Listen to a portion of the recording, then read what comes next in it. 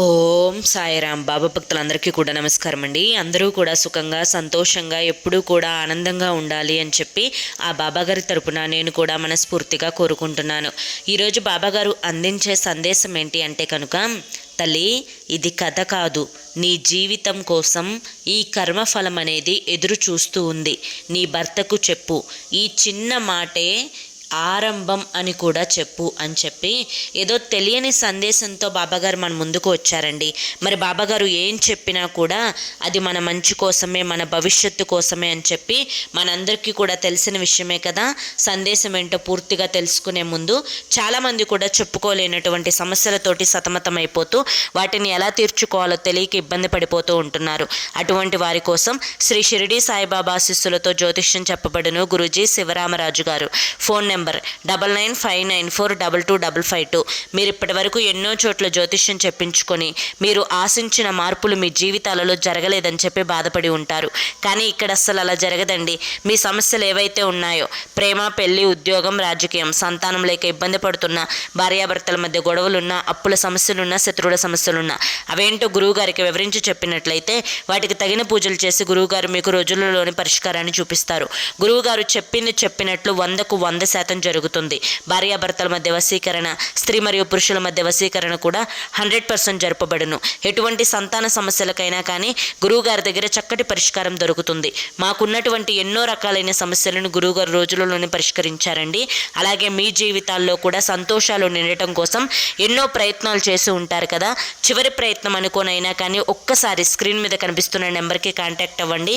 సమస్యల నుంచి బయటపడి జీవితంలో ఆనందంగా ముందడుగు వేయండి. ఇక ఆలస్యం చేయకుండా మనం బాబాగారి యొక్క సందేశం ఏంటో తెలుసుకుందాం. తల్లి, నీకు ఇప్పుడు చెప్తున్న మాట నీ భర్తతోటి చెప్పు. నీ కోసం కర్మఫలం అనేది ఎదురు చూస్తూ ఉంది అని కూడా చెప్పు. అలాగే ఇది కేవలం ఆరంభం అని మాత్రమే చెప్పు అని చెప్పి మనకు బాబాగారు ఒక సందేశాన్ని చెప్పాలి అనుకుంటున్నారండి. ఆ సందేశం ఏంటో అది మనం వినే కంటే కూడా బాబాగారి యొక్క వాక్కు ద్వారా మీ భర్తకు వినిపించాలి అని కూడా చెప్పాలి అనుకుంటున్నారు. ఎందుకంటే తల్లి, కేవలం నువ్వు మాత్రమే నా యొక్క భక్తురాలివి కాదు, నీ కుటుంబం మొత్తం కూడా నన్ను ఎంతో భక్తి శ్రద్ధలతోటి పూజిస్తూ ఉంటుంది.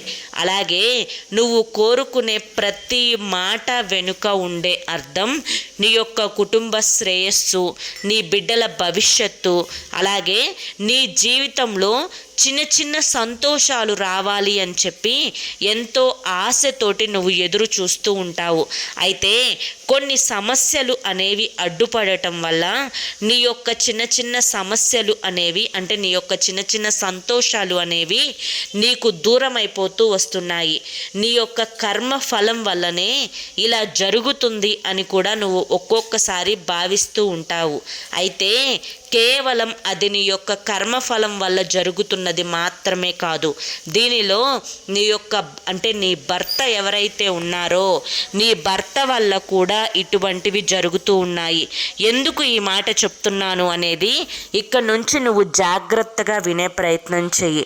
బిడ్డ, భార్యాభర్తలు ఇద్దరూ కూడా ఒకే మాట మీద ఉండి ఇద్దరూ ఒకరికొకరు ఏదైనా ఒక విషయాన్ని సంప్రదించుకొని దానికి తగ్గట్లుగా ఇద్దరూ ఒక అడుగు ముందుకు వేసి కుటుంబాన్ని ఒక సక్రమమైన మార్గంలో నడిపించుకుంటూ వెళ్ళాలి.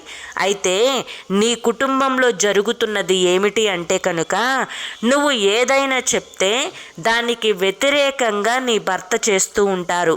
అది నీకు నచ్చక ఇలా కాదు అలా చెయ్యి, అలా కాదు ఇలా చెయ్యి అని చెప్పి ఇరువురి మధ్య పదే పదే ఘర్షణ అనేది జరుగుతూ ఉంది. ఈ ఘర్షణ చిన్నదిగా మొదలయ్యి చిలికి గాలివానలాగా చాలా పెద్దదిగా మారి ఒకరి మధ్య ఒకరికి ఉన్నటువంటి ప్రేమ ఏదైతే ఉందో అది ఒక శత్రుత్వం లాగా మారిపోయింది. ఎప్పుడైతే ఈ విధమైనటువంటి శత్రుత్వం, ఒకరిని చూస్తే మరొకరికి కోపం, ఆవేశం అనేవి వస్తూ ఉన్నాయో మీ జీవితంలో, ఇది ఎందుకు ఇలా జరుగుతుంది అనేది చాలా జాగ్రత్తగా నీ భర్తకు చెప్పు. ఎందుకు అంటే ఎప్పుడైనా కానీ ఒక స్త్రీని రంభ, ఊర్వశి, మేనక అలాగే ఒక మంత్రిలాగా కూడా పోలుస్తారు. ఎప్పుడైనా మగవారి కంటే ఆడవారికి తెలివితేటలు అనేవి చాలా ఎక్కువగా ఉంటాయి. ఆడది ఇంట్లోనే ఉంటుంది, ఏ పనులు చేస్తుంది, నలుగురిలో తిరుగుతుందా, తనకు ఏం తెలుసు అని చెప్పి చాలా చిన్నతనంగా మగవారు తీసేస్తూ ఉంటారు. కానీ నీకున్నటువంటి తెలివితేటలను ఆచరించడం వల్ల నీ కుటుంబం ఎప్పుడో గొప్ప స్థాయికి ఎదిగిపోయేది. కానీ నీ భర్త ఇటువంటి చిన్న చిన్న పొరపాట్లు అనేవి చేస్తూ ఉండటం వల్ల ఆ కర్మ ఫలితం కారణంగానే ఇటువంటివన్నీ కూడా జరుగుతూ మీ యొక్క కుటుంబంలో సంతోషం అనేదే లేకుండా పోయింది. అలా అని తాను కావాలని చేసింది కూడా ఏమీ లేదు.